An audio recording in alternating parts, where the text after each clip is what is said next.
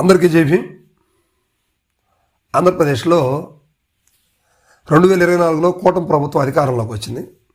అధికారంలోకి వచ్చాక వైఎస్ఆర్సీపీని నాడు అంటే 2019 నుంచి 24 వరకు అధికారంలో ఉన్నటువంటి వైసీపీ నాయకులు ఎవరైతే కూటమి అంటే తెలుగుదేశం ప్రభుత్వానికి సంబంధించినటువంటి నాయకుల్ని ఇబ్బంది పెట్టారో, జైలు పాలు చేశారో వారందరి మీద కూడా ఇప్పుడు కక్ష సాధింపు చర్యలు చేస్తూ ఉంది. ఇది మనం రోజు చూస్తూనే ఉన్నాం. రకరకాల నాయకుల్ని ఆల్మోస్ట్ సీనియర్ నాయకులు అనే వాళ్ళందరినీ కూడా ఆ కూటమి ఏదో ఒక రకంగా అరెస్ట్ చేసింది. కొంతమందికి బెయిల్ వచ్చి బయటకు వచ్చారు, కొంతమంది ఇంకా జైళ్ళలోనూ మగ్గుతున్న పరిస్థితులు ఉంది.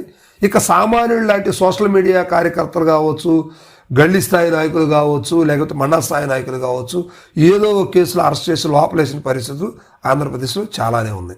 వైఎస్ఆర్సీపీ కూడా ఆ విషయం మీద గట్టిగానే పోరాటం చేస్తున్నప్పుడు కూడా అధికారం ఉంది కాబట్టి వైసీపీ వాళ్ళు ఏం చేయలేకపోతున్నారు.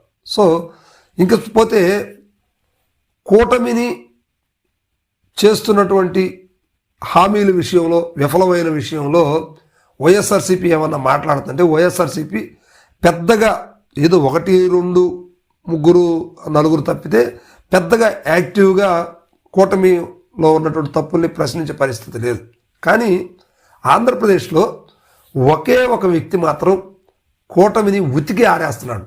ఒక కూటమిలో ఉన్నటువంటి కూటమినే కాదు, బీజేపీ కావచ్చు, జనసేన కావచ్చు, తెలుగుదేశం పార్టీ కావచ్చు, 3 పార్టీలు అంటే కూటమిని పూర్తి స్థాయిలో ఉతికి ఆరేస్తున్నటువంటి వ్యక్తి మాజీ కలెక్టర్, దళాధిపతి అని పిలువబడేటువంటి వ్యక్తి జిఎస్ఆర్కే విజయ్ కుమార్ గారు.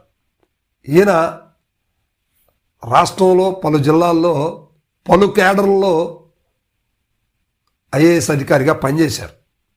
ఈయనకి రాష్ట్రం మీద పూర్తి పట్టు ఉంది, మంచి సబ్జెక్ట్ ఉంది, మాట్లాడగలిగేటువంటి ఆ ధైర్యం, ఆ వాడి వేడి ఉన్నటువంటి వ్యక్తి జిఎస్ఆర్కే విజయ్ కుమార్ గారు. సో ఈయన ఇటీవలనే లిబరేషన్ కాంగ్రెస్ పార్టీ అని స్థాపించడం జరిగింది. ఈ పార్టీని పేరుతోటి రాష్ట్రంలో పలు కార్యక్రమాలు దళిత బహుజనుల్లో, ఎస్సీ ఎస్టీ బీసీ మైనారిటీస్లో వాళ్ళ మధ్య ఒక అవగాహన కార్యక్రమాలు నిర్వహిస్తూ కూటమి విఫలయత్నం మీద పూర్తి స్థాయిలో విరుసుకుపడుతూ సోషల్ మీడియాలో తనదైన శైలిలో ముందుకు వెళ్తూ ఉన్నారు. సో ఆయనే జిఎస్ఆర్కే విజయ్ కుమార్ గారు.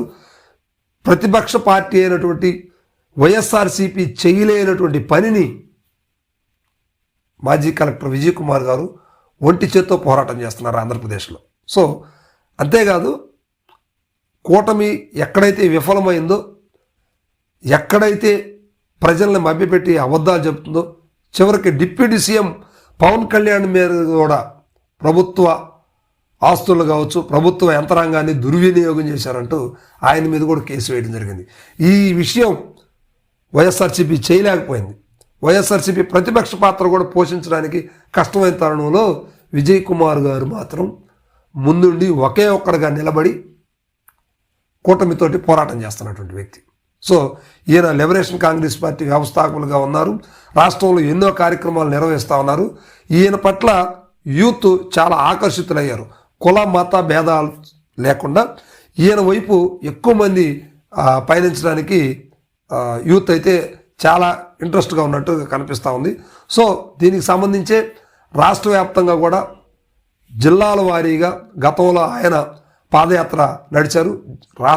రాష్ట్రంలోనే కాదు, దేశంలో కూడా ఈయన పాదయాత్ర చేసినటువంటి ప్రాంతం, ఈయనంత దూరం కాలినడకన ప్రజల యోగక్షేమాలు తెలుసుకొని, ప్రజలకి ఏం కావాలని తెలుసుకొని, ప్రజలతో మమేకమైనటువంటి వ్యక్తి దేశంలో ఏ కలెక్టర్ కూడా చేయలేనటువంటి పరిస్థితి. కానీ ఈయన ప్రజల కోసం అంత స్థాయిలో, అంటే జనరల్గా ఐఏఎస్ ఐపీఎస్లు అంటే రిటైర్డ్ అయిన తర్వాత వాళ్ళ ఎంజాయ్మెంటు, వాళ్ళ లైఫ్ చాలా డిఫరెంట్గా ఉంటుంది, అందరిలో కలవరు. కానీ ఈయన మాత్రం సాదాసీదా వ్యక్తిలాగా పేద ప్రజలను కలుసుకుంటూ ప్రజలకు ఏం అవసరం అనేది తెలుసుకొని దాన్ని ప్రస్తుతం ఉన్నటువంటి ప్రభుత్వాల మీద అది వాడికి చేసి పెట్టాలి అంటూ ఆయన గొంతుని వినిపిస్తూ ఉన్నారు. సో జిఎస్ఆర్కే విజయ్ కుమార్ గారు నిజమైనటువంటి ప్రతిపక్షం వైఎస్ఆర్సీపీ కాదు, లిబరేషన్ కాంగ్రెస్ పార్టీ నిజమైనటువంటి ప్రతిపక్షం. ఒకే ఒక్కడుగా మొదలయ్యి నేడు ప్రభుత్వాన్ని ప్రశ్నించే స్థాయికి వెళ్ళినటువంటి వ్యక్తి జిఎస్ఆర్కే విజయ్ కుమార్ గారు.